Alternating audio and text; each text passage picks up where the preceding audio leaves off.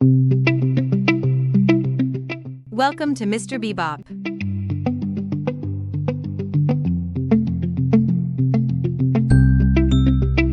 The SITTAFORD Mystery is a work of detective fiction by British writer Agatha Christie, first published in the US by Dodd, Mead and Company in 1931 under the title of The Murder at Hazelmoor, and in UK by the Collins Crime Club on September 7 of the same year under Christie's original title. It is the first Christie novel to be given a different title for the US market. The novel was well received, with praise for the character Miss Emily Trefusis, who uncovers the mystery along with the police. Here are some interesting facts and trivia about the novel.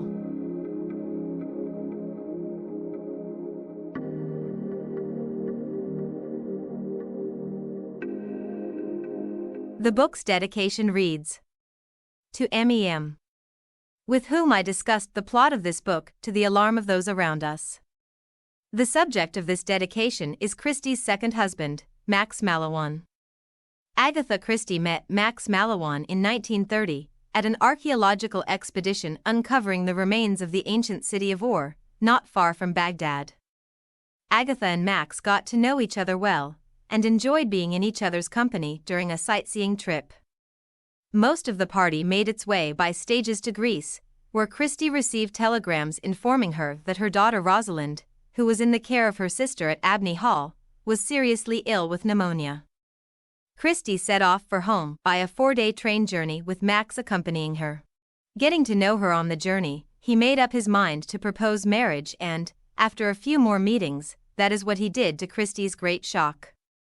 Christie accepted, and in doing so was warned to be cautious by her brother-in-law James Watts, and vehemently opposed in her plans by his wife, Christie's sister, Madge. Their son, Jack Watts, who had been at New College, Oxford with Max, was also opposed, supposedly due to mistrust of his new uncle. As the SITTAFORD Mystery was written during this period, it is probable that this opposition is what the dedication refers to. Christie and Max did marry in September 1930, just 6 months after they first met.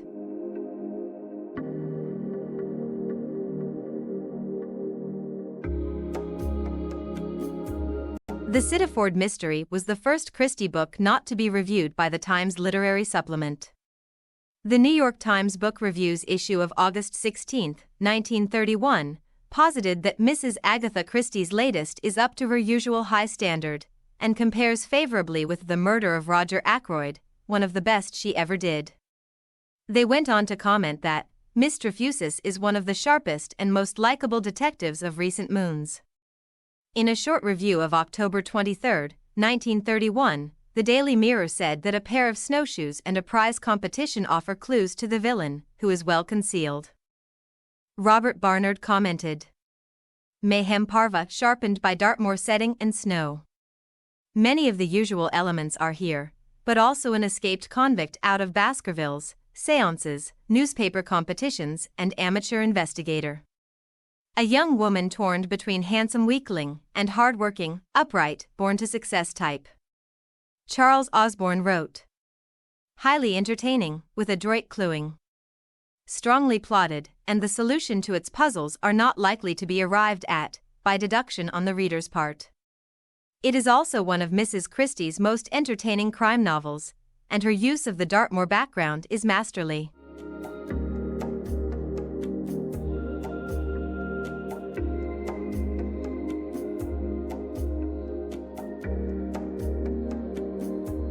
The SITTAFORD Mystery contains several references to The Hound of the Baskervilles by Arthur Conan Doyle. Both stories are set in Devon, and have a gothic atmosphere imparted by the suggestion that supernatural phenomena might be involved. There's an escaped convict from Dartmoor prison in both stories, Fremantle Freddy in one, Selden in the other. There's a naturalist in both stories, Mr. Rycroft in one, Jack Stapleton in the other.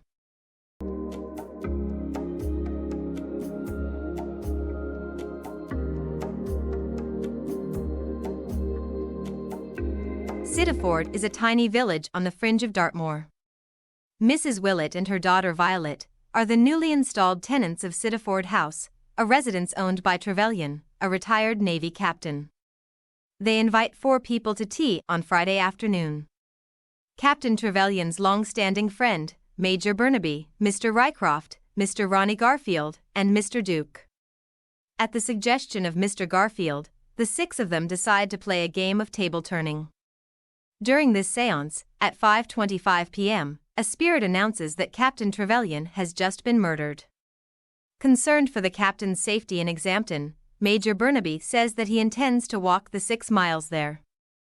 There is a thick layer of snow on the ground, and further heavy snowfall is forecast for later that evening. There is no telephone in Sittaford, and cars cannot maneuver in these conditions. 2.5 hours later, just before 8 p.m., in the middle of a blizzard, Major Burnaby is trudging up the path to the front door of Hazelmoor, the house in Exampton where Captain Trevelyan now lives. When nobody answers the door, he fetches the local police and a doctor. They enter the house through the open study window at the back, and find Captain Trevelyan's dead body on the floor.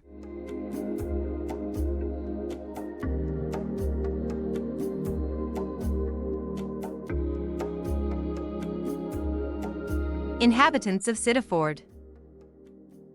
Sittaford House, Mrs. Willett and her daughter Violet. Cottage 1, Major John Edward Burnaby. Cottage 2, Captain Wyatt and his Indian servant Abdul. Cottage 3, Mr. Rycroft, uncle of Mr. Martin Deering. Cottage 4, Miss Caroline Pursehouse and her nephew Ronald Garfield.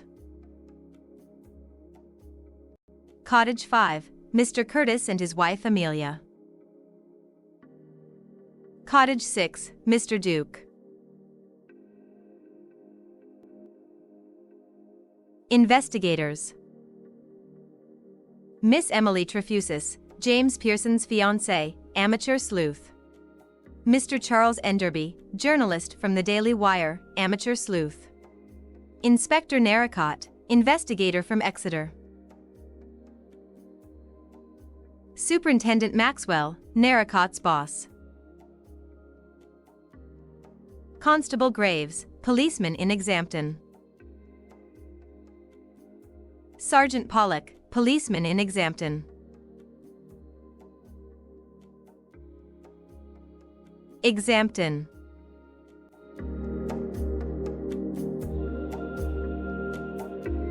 Captain Joseph A. Trevelyan, owner of Sittaford House, tenant of Hazelmoor in Exampton. Mr. Robert Henry Evans, Captain Trevelyan's servant. Mrs. Rebecca Evans, Evans' wife. Mrs. J. Belling, Rebecca's mother, licensed proprietor of the 3 Crowns in Exampton. Williamson and Williamson, estate agents. Walters and Kirkwood, Captain Trevelyan's solicitors. Mr. Robert Gardner, Jennifer's invalid husband. Dr. Warren, doctor in Exampton. Other characters.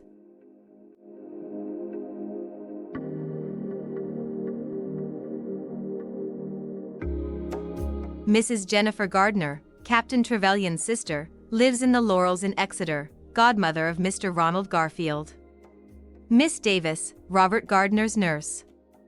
Beatrice, Mr. and Mrs. Gardner's maid. Mr. James Pearson, Captain Trevelyan's nephew in London. Mr. de Kers, James Pearson's solicitor. Mrs. Sylvia Deering, Captain Trevelyan's niece. Mr. Martin Deering, Sylvia's husband. Mr. Brian Pearson, Captain Trevelyan's nephew from New South Wales, Australia. Fremantle Freddy, convict in Dartmoor Prison, Princetown.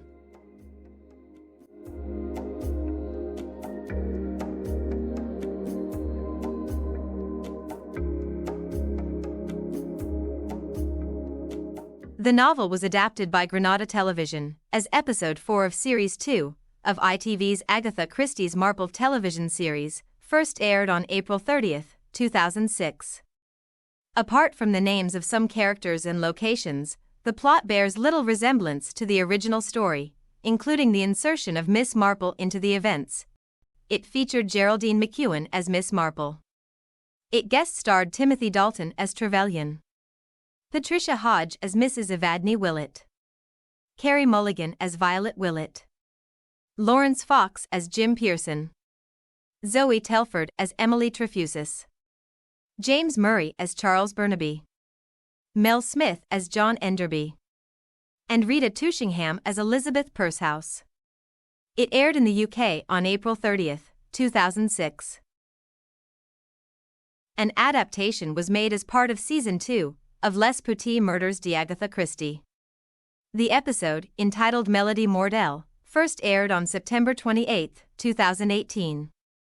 The setting was changed from a country house on Dartmoor to a record company in Lille in the 1950s, and featured a new set of investigators, Commissaire Lawrence, his secretary Marlene, and journalist Alice Averill.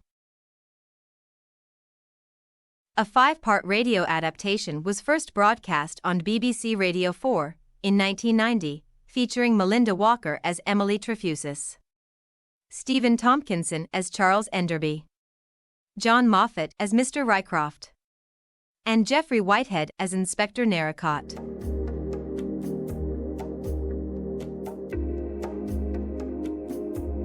The SITTAFORD Mystery has been published under different titles in various international editions. Here are a few examples.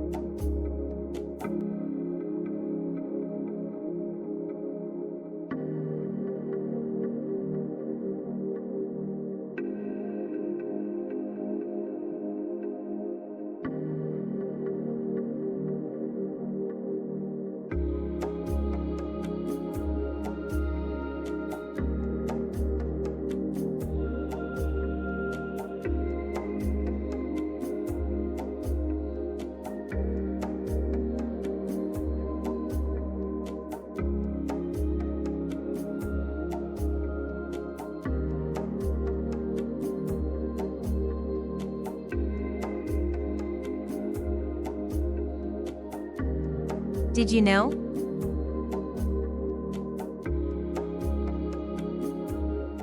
The SITTAFORD Mystery is one of 4 novels dedicated by Agatha Christie to her second husband Max Mallowan, either singly or jointly.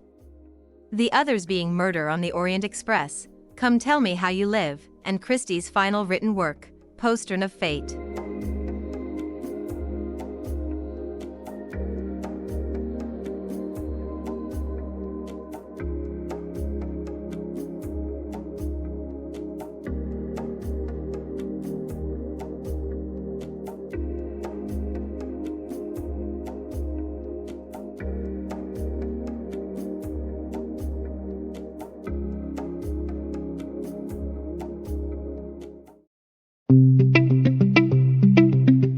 Thank you for watching.